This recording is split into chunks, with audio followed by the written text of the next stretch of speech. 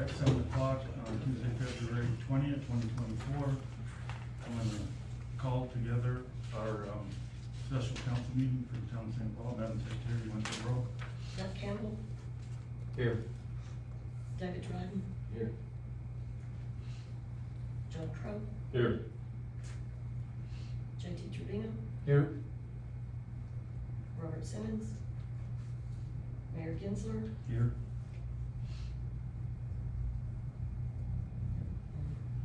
All right, we got one. Okay, I'm gonna call to order the Planning and Zoning Commission for the town of St. Paul, Tuesday, February 20th, 2024, at approximately 7:03 p.m.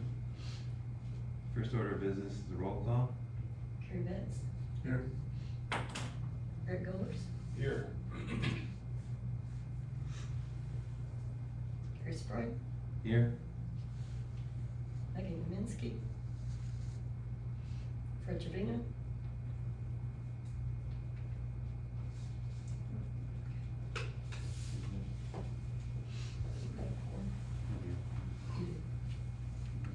Yep. Please join me in the pledge of allegiance. I pledge allegiance to the flag of the United States of America, and to the republic for which it stands, one nation, under God, indivisible, with liberty and justice for all.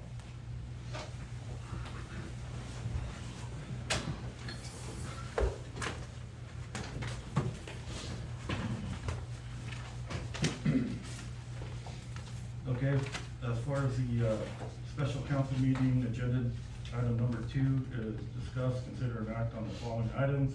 2.1 is discover, consider, and act to appoint 2 members for vacancies to the Planning and Zoning Commission. Council, do you have any questions on that?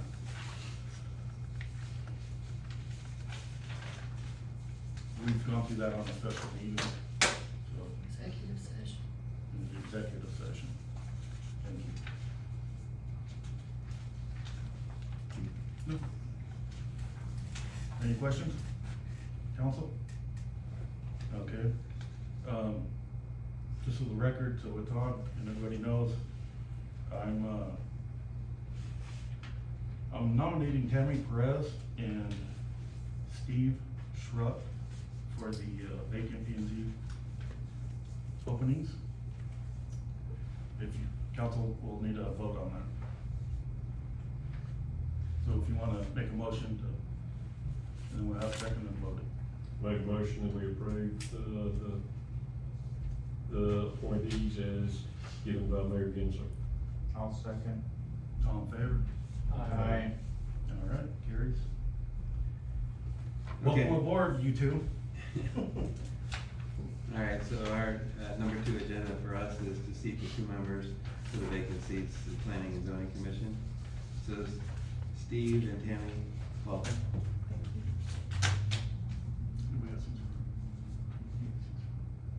Yes, they can come out if they want to. Okay. You guys can go up, take your seats if you want. What? Wait. Come on up. Starts yours now. It starts now. There's no voting. What's that? We'll play around.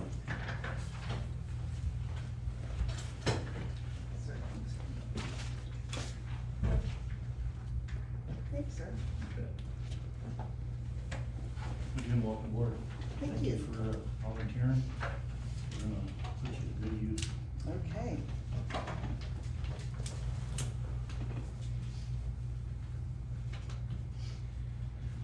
All right, 2.1 for both agendas is discuss only with Code Enforcement Officer Travis Carpenter regarding the town's code enforcement and assistance with code of ordinances. Okay, and the same thing, 2.2, basically a discussion only with regard to the assistance to the code of ordinances.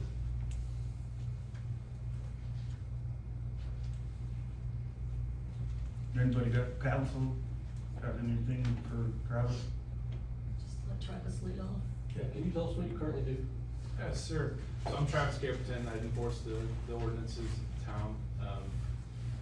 Basically, I go out every other week right now and drive to town looking for violations. If there are complaints that come in, then I investigate those complaints to see if they are indeed a violation of town ordinances. And then once I've observed a violation, I notify the property owner, the residents of that violation with a notice of violation.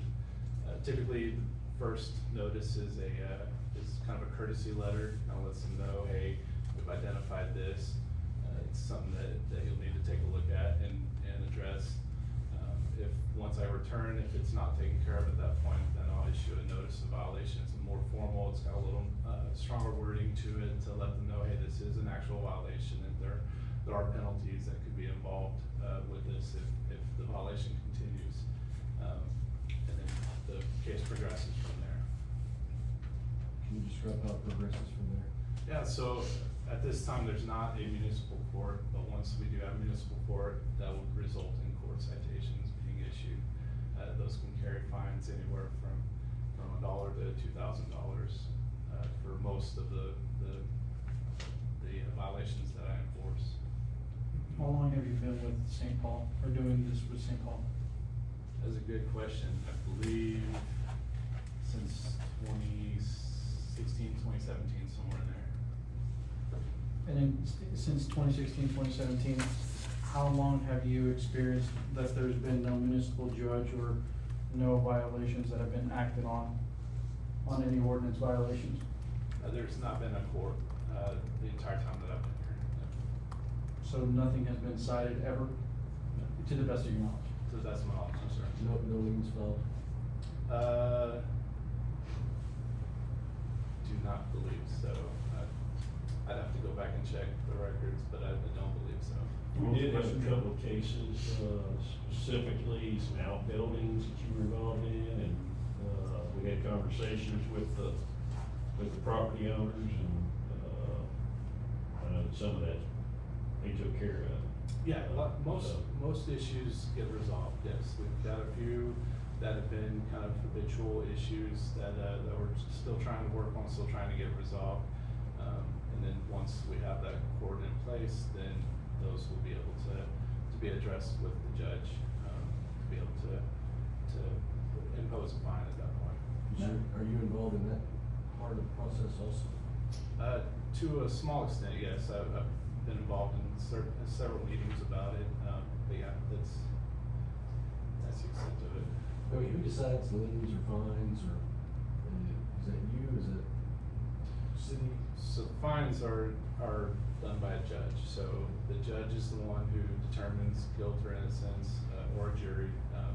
But the judge will determine that and then set the fine if there is going to be a fine for a violation. But the state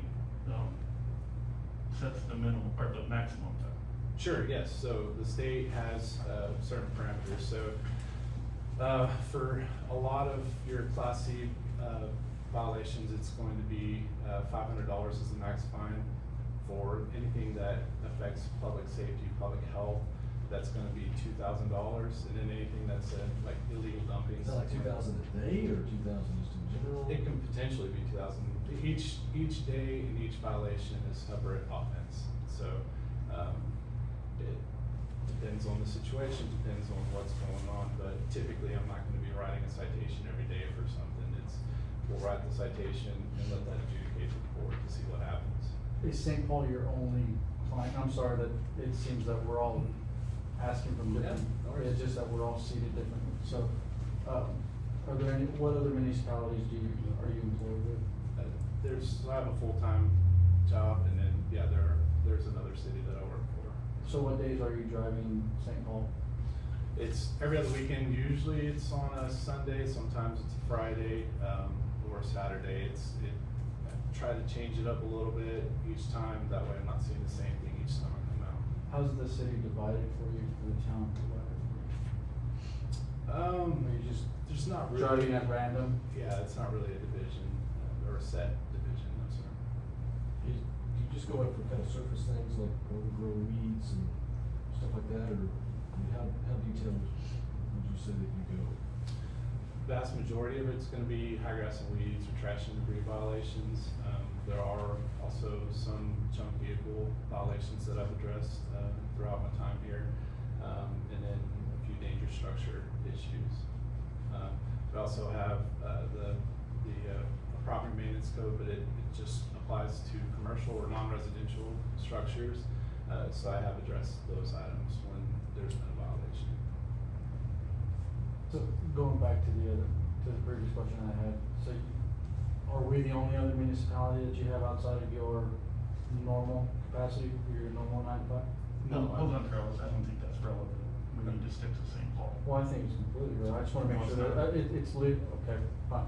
So, in your experience, are we the only municipality that doesn't have a judge or a court?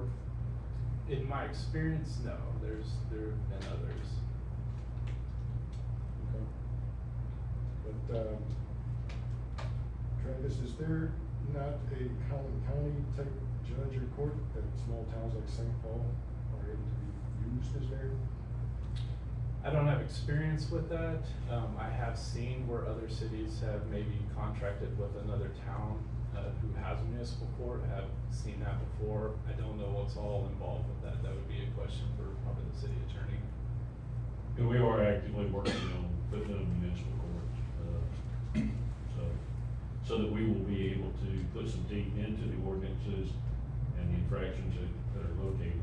But these are things such as building process, overgrown grass, junk vehicles. This is not,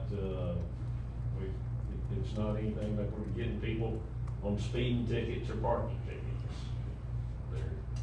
And you're not doing anything on like code enforcement for buildings, yours is just looking for code infractions. Right? So my enforcement pertains to existing structures and property. So not on the public rights of way, and then not on buildings that are currently under construction. That would fall to the building inspector. Do we have one of those? I believe so.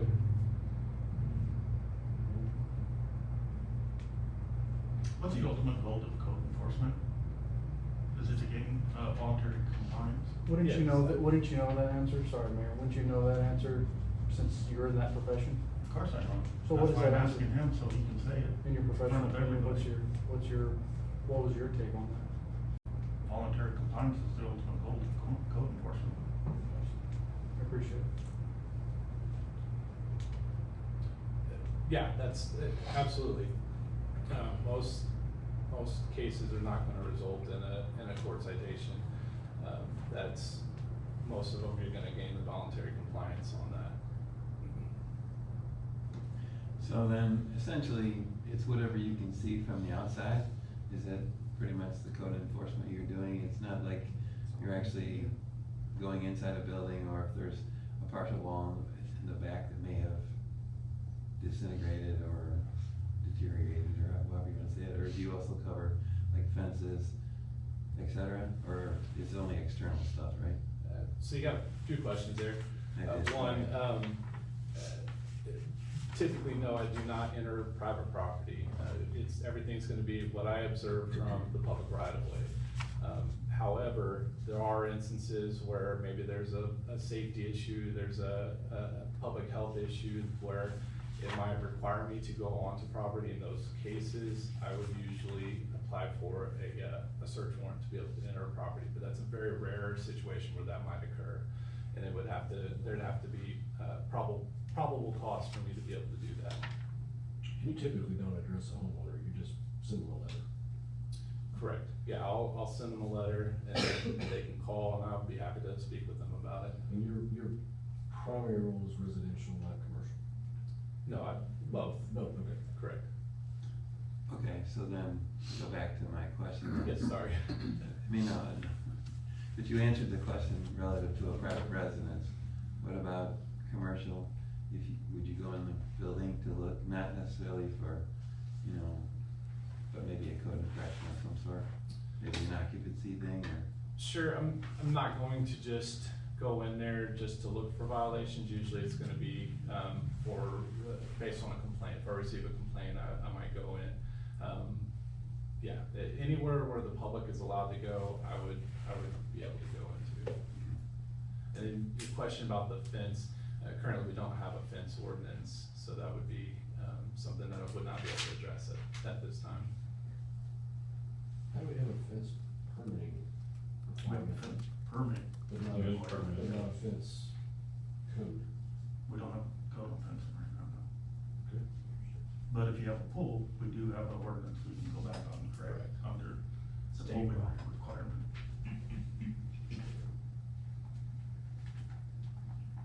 Are you looking for things that are being done that are permitted? Do you look at current permits and go by and check and kind of cross-check to see if something is being done that's not permitted? So, yeah, as I'm doing my patrols, I'm looking for any work that's occurring, and then I compare that to the list of current permits that are active. He also will notify me if there's something that he sees that he's not familiar with, so. Yeah, if he sees a hot water heater sitting on the side of the road. Exactly. We know that there's Absolutely. something going on there. So what happens if there's nothing that you see during the end of the week on the Sundays that you typically drive? Do you still send, is there communication that happens? Is, hey, there's nothing to report, or is there mileage submitted? I don't know if we're paying, subsidizing your So- mileage. So I will send an email to the town secretary, with the violations that were observed for that week. And actually, with our monthly packets, there is normally a thing in there on the reports where you actually have listed, what you found throughout the town with addresses. Right, I wonder if we can't break it down and be like, hey, on week 1 of this month, and week 2, week 3, week 4, that these are the things that are seen, cause when we get those packets, it's all bucketed, right? Yeah. So, It's dated. Do you think that It's- more it's- than, do you think more than once per 2 weeks is adequate for our town size? That's up to the council. If the council is wishing for there to be more code enforcement, we can always increase that. If they want less, it's completely up to I mean, this is your council. expertise. Do you think What's your opinion? that once every 2 weeks is adequate? I think once we have a court in place and we're able to clean up there's a few properties that we could definitely use the court to get a few of these properties cleaned up. Once that occurs, I believe that the every 2 weeks is, for every other week is adequate, but it's, again, completely up to council and their preference. if the council was to decide at some point that we needed more code enforcement, and we were to present that opportunity for you, who is currently employed by the town, is that something that you're available to do? Yes, that would be. Can you describe some of the habitual problems that you see? There's a few high grass and weed issues, and junk vehicle issues that I've seen that are habitual. There's also a couple commercial issues that, need to be, Such as? really a citation. Damaged signs, there's also a couple dumpster enclosures that need to be properly screened. And those have been issues that have been addressed and readdressed, and they'll Correct. fix them, but the use is, Correct. they fall back, I'm sorry, nothing's coming out. They fall apart, and then we address them again, they fall apart again. If we could somehow get them to understand, keep them in service and maintain, so that we're not habitually having to follow up with them. Is there any things that, in your experience, that we, the council, should take as a priority that we have a lack thereof of ordinances, such as the fence ordinance? Is there anything that you see that out in the field that we should be addressing on a higher priority from an ordinance perspective? Well, I believe there are some ordinances that we could fine tune a little bit, bring up to kind of today's standards as far as what's going on, what other cities are doing as well. I know with the property maintenance code that we have, it's just for non-residential, properties. I think it would be good to amend that to include the residential properties as well.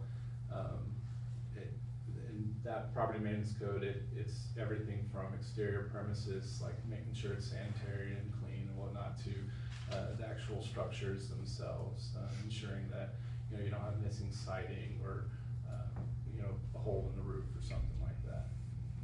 Any others? Off the top of your head, I'm not to put you on the spot or anything like that. Other than just kind of going through each of the ordinances and just making sure, one, that legal has done had their chance to review them, make sure that there's not anything that's conflicting with current state law. State law changes every other year, so, wanted to do that, and then probably just fine tune some things to make sure we're with everyone else. If somebody submits an SUP or building permit for the city of St. Paul, are you involved at all in reviewing that, looking it over, seeing what is on paper has any code violations? As far as reviewing SUPs and all, that's not something that I've been involved with. Okay. So. How about, to piggyback on JT's, how about if you see any of our ordinances that are confusing, that need to be straightened out? You covered the missing ones potentially. Minor things, like, just clarifying certain verbiage that's in there, clarifying definitions, things like that. It's not anything that's major, at all, but definitely some updates that can be made. The last council meeting, we were, one of the things that came up for discussion was code violations, specifically lawn grass mowing violations. And there was quite, I think at some point someone had said, well, I don't know, you give them what, 45 days, 60 days to repair that, and of course, we know 45 days, that's not what you mow on. You mow 2 weeks later. If it hadn't been fixed, then. Right, So- the letter states 10 days on it. Okay. You address all codes, right? You don't look at the code as a minor code compared to a major code, correct? No, I mean, all codes are enforced equally. Thank you.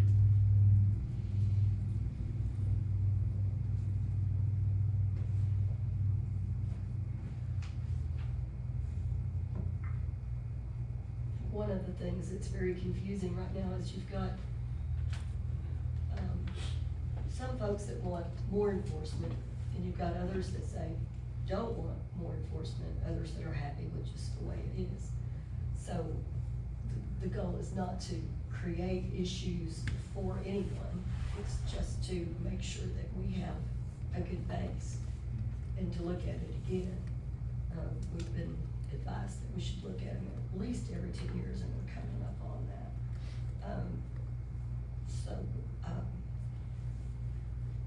I don't think the intent is to cause people more issues, it's to simplify it. Yeah, absolutely, and that's an issue that every city has to balance, and so, especially when amending codes, adopting new codes, you've gotta find that right balance behind, making sure that we're maintaining property values, and we're making sure that the city aesthetically is pleasing to everybody, but also not trying to infringe on anyone's rights at all, so, yeah. But did I understand you correctly, that we really have no teeth for code enforcement until we get a court? Well, yeah, with most of especially with the habitual issues, we need to have a municipal court in order to assess fines, have the judge assess fines. Because right now you can't do that, but if we had a court, you could send a fine letter, or is that a city, is that a staff deal? So I would issue a citation. Once the citation is issued, then they would have a certain amount of time to contact the municipal court. Once they've contacted the court, then they have a court date that's set, and then that progresses. That's really up to the judge and the court clerk on how that process goes, and I assume probably the council as well on how that process will go. But then once a fine is assessed, then typically all that is handled through the court. That's not something that I send a letter out or anything like that. Because if they do not pay the fine, or say they don't appear, there's the potential that the judge can sign a warrant, for, depending on what the issue is, but if they don't pay, that's a habeas warrant that they have to respond to. Or lien. So percentage wise, the first letter you send out, does it take care of everything, 90% of the violations, something like that? So we got another 10 we've got to deal with, and then if we have a judge, then they can address those. The majority of them sound like it's high grass and old vehicles sitting in the yard. Is that the two majors, what I heard, I picked up? For the most part, yes, sir. Can you go back to Yes. David's question? Sorry.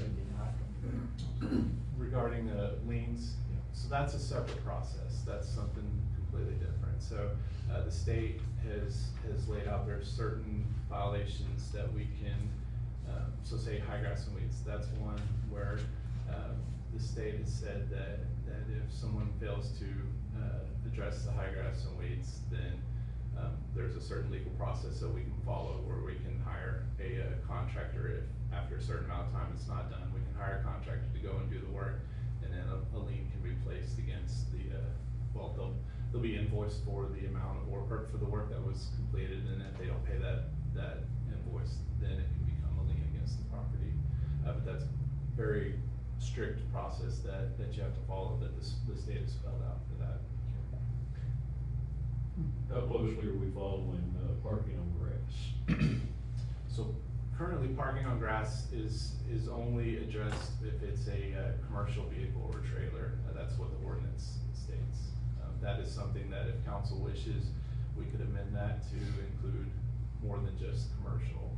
But that would be up to council, which I would prefer. So it's commercial vehicles And trailers. and a trailer cannot be parked on grass. I'd have to go back and review what it specifically states, but I When you think say it's trailer. trailers as well. Yeah, that's what I was gonna ask. Trailer is an enclosed trailer, commercial Or- trailer, I believe mobile home. commercial trailers, but I'd have to double check. My neighbor wants to put an RV, park it on the grass out behind his property, he can do that. If the ordinance is specific to commercial trailers, then yeah, he would be able to do that. And it's in clear public view, correct? I'm sorry. And it's in clear public view? Correct. So right now, and reading on this, right now, you can park a vehicle on the grass. Like a passenger vehicle. yes, Passenger sir. vehicle, But not on commercial property? Or is that under the not a same? commercial vehicle. No commercial vehicles. Okay, so there's not anything that specifies on a commercial property that you can park on? Specifically, look right across the street, the church that is, we're gonna be building there. Nothing specific? Nothing specific, got it, okay. Okay, at my house, I wanna park a couple of vehicles, a couple of my cars. I wanna just park them off on the side of the garage. They're not junk. Is that a parking violation? The code violation, I'm sorry. As far as I'm aware, no, that's not. If his property was commercial property, would it be a violation? I believe for commercial properties, there is something, I think it's, as far as the zoning, you have to have, Paved parking? or something? paved parking, yes, sir. That would make sense. So it's kind of a roundabout way, but yes, I don't think it specifically calls out that you can't park on the grass on the commercial property, but in a roundabout way, because you're required to have that parking surface, then you need to be parking on that. Right, and I think we as a town set precedents when we enforced commercial properties to be able to state that they couldn't park on Quest Lot. Made them park, or have paid parking.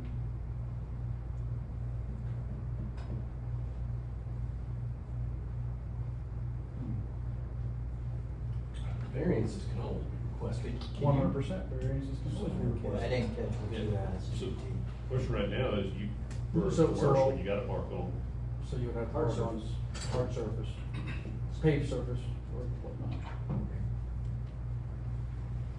Yeah, I didn't hear you, sorry.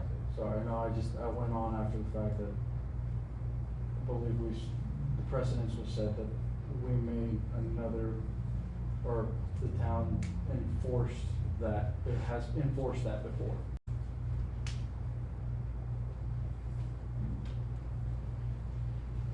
and all new housing has to have concrete driveways, is that correct in the code? Or I guess I'm asking you That's something that you building. wouldn't know. He's already addressed the designation of feasibility permits. Right. Any new construction that's under permit is also the building. Okay. So Yeah. Travis, your job can become dangerous if you have to confront the wrong person, right? Yeah, there's inherent dangers to it, absolutely.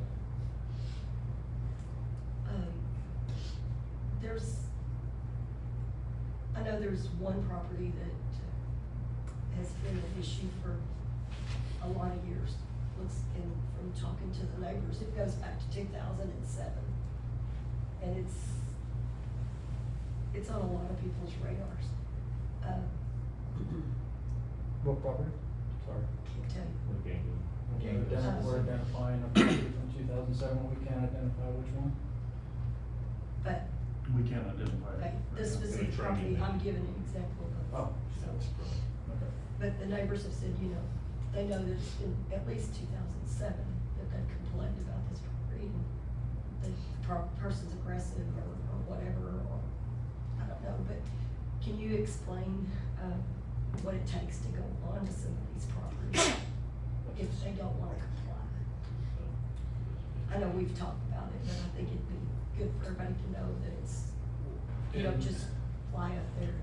In your specific Start low. example of high grass and weeds, and I'll just kind of stick to high grass and weeds, because that, aside from the court, we do have a process where we can enter the property with a contractor by following the state's requirements for it.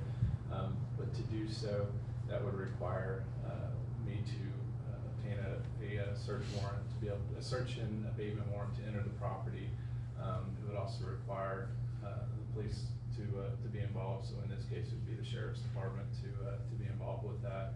They would have to provide manpower to be there, just kind of make sure that the scene stays in control. And then we would have to hire a contractor to come out there and do the work. So, yeah. Wow. Then at that point, the work that It's comes. a big deal, I have to say. When it gets to, has there been any other instances that you can count or recall since 2016, 2017 that you've been here that should have gone through that entire process, or could have gone through that entire process, but didn't because of a lack of a court? Yes, there have been instances where we could have used that, however, because of the degree in which there's so much else that needs to happen, it's, yeah. That's the last resort? Correct. Typically, someone who's failing to make repairs or correct an issue, the next step should be a citation so that they can explain to the judge why it is that they're not taking care of this issue. The last resort typically would then be, once they've gone through court and maybe they've paid their fine, and they're still not taking care of it, then say in that high grass and weeds situation, we would then, probably pursue the abatement route. So if you ran across a violation that was like a common county violation, how would you handle that, or would you just? What's a Collin County violation? Well, like a bad septic system. So I only enforce the ordinances of the town. Okay. But if you happen to see something along the way that may be outside of your purview, is that something that you inform us that something's happening in the town? Or would you inform the county? or the county, if it's good? There's been times where I've reached out to the town secretary to let them know that there's an issue, and then they've reached out to either the fire marshal or whoever else that they've needed to. Travis reach doesn't out to. report to council. Travis reports to the city secretary. I have a question. If Travis is not looking over SUPs or building permits, who helps PnZ currently do that? That goes through either our building official or planning, or it goes up through our engineer, the plan review. Okay, Different so levels our of it. process for PnZ, for plan review goes through our engineer. You go through the engineer, Bob Neal? depending on what it is, the situation, if there's something already existing, it may not, but then legal may be involved as well. Okay. I wanna go back to something JT asked, and if I was wrong, please correct me. You asked Travis, if there was any cases that could've went to a citation or court. Is that correct? Anything that could potentially have gone, or were an exponential problem or a habitual problem that could have possibly gone. And you said there could've been some in the town that went that route. Correct. Did they ultimately get resolved? Some have, there are still some that need to be resolved. Okay. And we have open cases on those? Correct. Okay. Good.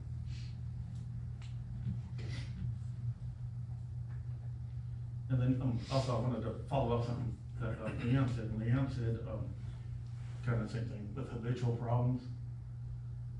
Once you go out and identify a code violation, address it, and it's complied, if it comes back a month later, that's a whole separate incident. You can't go back on that first case, correct? Correct, yeah. If it's a habitual issue, then I might start with an escalated enforcement tactic, but yeah, if say someone has high grass and weeds in January and then it happens again in March or April or something, I'm not gonna start with a ticket or anything. I'm gonna notify them again that, hey, this is city ordinance and it needs to be addressed. Process starts all over, because it's a new issue. Correct. Yeah. So, and this high grass is just what you can see from the road driving by, is typically the ones you see later on, right? Yes, sir. And,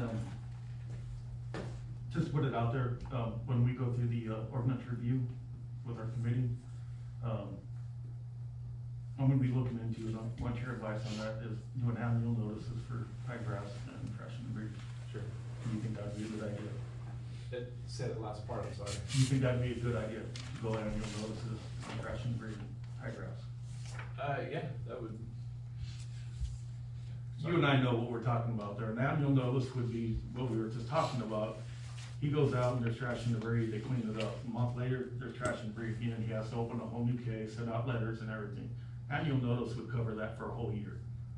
Where if they comply now, they go back, it's in violation, we can go write a ticket right on the spot. If it comes back within a year. So it's not an individual case? What's that? It's not considered individual cases then? Correct. Okay. So state law has stipulated that, say like on high grass and weeds, and it's something that's a public nuisance like that, you're only required to send, one notice. It's a legal notice that you have to send, and that covers you for the entire year, calendar year. So if we need to go back and say it's a vacant property and no one's taking care of it, I can post that notice or send that notice at the beginning of the year when there's a violation, and then that covers us for the rest of the year if we need to hire a contractor to keep mowing it and placing liens on it. I don't have to start that case over each time. Individual, okay. We've had a couple of them in the past, under an ag exemption. So if you're running cattle on the property, or you got bees, pollinators, and you do have an ag exemption, you are not required to mow those fields, but you are still required to mow your 1 acre around your house. Yeah, so typically what I've done to address, those types of properties is anything between the front fence line and the street, they need to maintain that. Okay. And then typically around the house, they need to maintain. Yeah, anything that is clearly ag, I usually will steer clear of it. State has also gotten involved with it pretty recently. There's several new laws that came into effect that say that cities are not able to infringe on the rights of farmers and ranchers. You can have ag land exemption and classification, but if you're not running an ag It has to process be in on it, ag use, right? Yes. And pollinators, cattle, So you're talking about natural pasture, I mean, It has to be used, not, it can be in rotation. I'm gonna be using no, Yeah. it's gotta be, But when you're running hay, you actually will set it out for a year, and, you know, that's in ag use, even if you don't have a cow on it. So, I just know we've got some people run, some pollinators and wanna make sure that. we have anybody growing coastal around here? The state has also really expanded, what the definition of an ag business or an ag use is, yeah, it can be just about anything right now, unfortunately. It's not very clear cut, it's quite muddy the way the state has written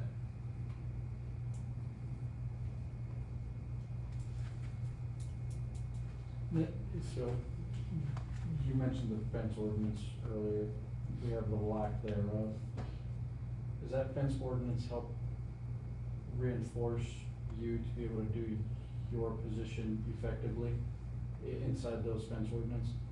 Yeah, so, yeah, there's been, different properties that I've come across, where the maintenance of their fence is lacking, so having an ordinance that would address the maintenance would be helpful.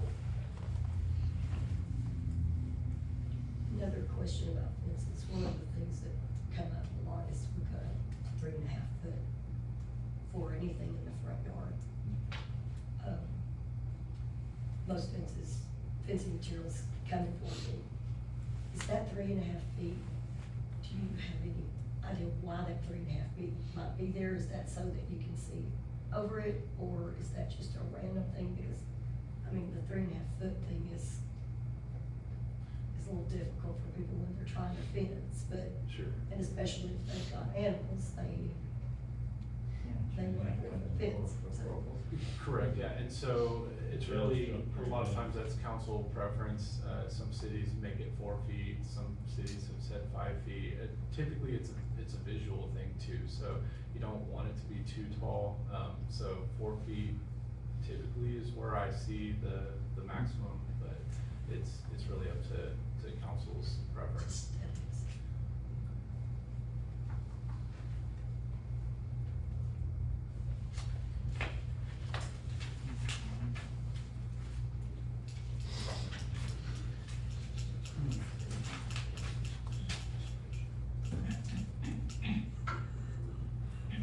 and Travis, we have one HOA in the town, and, we don't enforce HOA bylaws, rules, right? Right. Okay. Pardon me? Not us. We got an HOA. Mayor, I didn't hear what you said. I was asking about HOAs, and just clarifying that we do not, enforce HOA bylaws. No, okay. Yeah, deed restrictions, covenants, those things, we do not enforce those. I just, things come up, we're gonna ask them now, since we're, got you here. So in that HOA, so if there's any road maintenance with there, is that the HOAs to maintain that as well? I believe the roads would be ours to maintain, I believe. I'd have to check on it, I don't know. Where's the HOA? There you go. When the development is platted, that's typically spelled out what is. Right, no, I know what an HOA is, where is it at? It's It's on Bayside. Bayside. yeah, Okay. during, Okay, I didn't know. well, ask him. It's on Bayside. Yeah, no, the street, is that, do you guys pay street, fees? No, that's maintained by you guys. Okay. We maintain. There you go. And been done. That's what I'm That's saying, how it's been the done. plat will typically, when the development is made, it'll spell out the streets have been deeded over to the city or whatnot. And it'll, if there are HOA property, or common property, things like that, it will also spell that out and state that that's the and not the city's. We do the same thing with streetlights. A lot of times it'll come in those to the cities.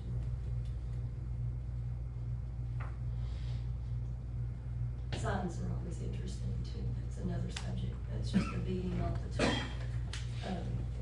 Mostly in the ETJ. ETJ signs, always fighting those. But that's the only thing in ETJ that you have any. Correct, yeah, the sign code, specifically states that it can be enforced in the ETJ. And to my knowledge, that's the only ordinance that occurs with. The sign code is also one that could stand to be looked at and reviewed to see if there are some industry standards that we need to be, coming up to. Right, so coming up to those industry standards, let's say there's certain things fall under that violation, or other places have gone under violation and still disregarded what was current ordinance or is current ordinance. In your experience as code enforcement, is that something that we can now cite on or put on paper as a violation? So, when there's a sign violation, I will address it, I will issue a notice of violation to the property owner. That, and I have, on quite a few. Is that part of one of the habitual items? There is one that has been habitual violator. Okay. I have a question back on the fence. Now, you said 4 foot. Are you saying 4 foot high in the front, 4 foot high all the way around? No, that was the specific question was about fencing, along the front. Yeah, 4 foot has typically been what I have seen. I've seen smaller, I've seen, taller, but, with different cities, but the average is pretty much 4 foot is, and then it's up to council on, how opaque they want that fence to be, so it's, yeah, the 4 foot and on the front. For rear fencing, that can be 6 feet, 8 feet, 10 feet, it's really up to council's, desires.